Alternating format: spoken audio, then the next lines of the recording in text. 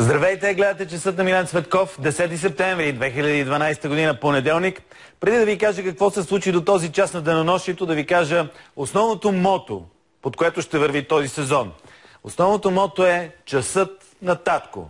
За онези, които разбира се не са разбрали, аз съвсем наскоро, преди 32 дена, станах татко, така че разбрах, че има една огромна област, която остава неизследвана в българските медии, която не получава своите отговори на своите въпроси. И това е участието на бащата в отглеждането на новороденото дете, а и не само във възпитанието на децата. Изобщо ролята, както е много модерно да се казва, ролята на бащата в тази основна клетка на обществото, семейството.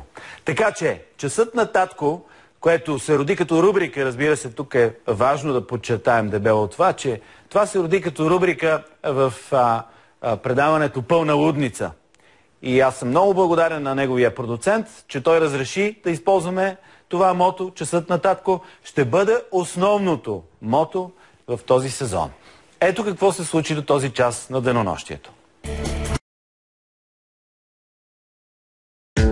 Христо Петров твърди, че не му разрешават да вижда сина си. Аз отидох и ми беше обещано да се срещна в едно кафе в Велико Търново. Отидох в това кафе в Велико Търново.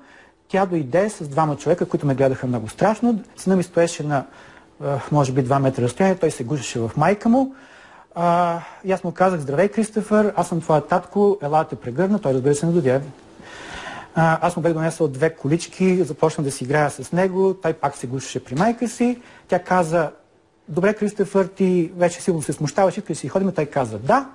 И след 5 минути тя го отведе в колата. Вие какво претендирате? Ами аз искам... Какво искате вие? Аз искам да получа достъп през интернет и по телефон с моя син. Аз нямам проблем да се обаждам от Съединените щати. И аз искам, когато върта телефона, да ми се дига телефона и искам тази жена да го накара той да разбере, че баща му го обича.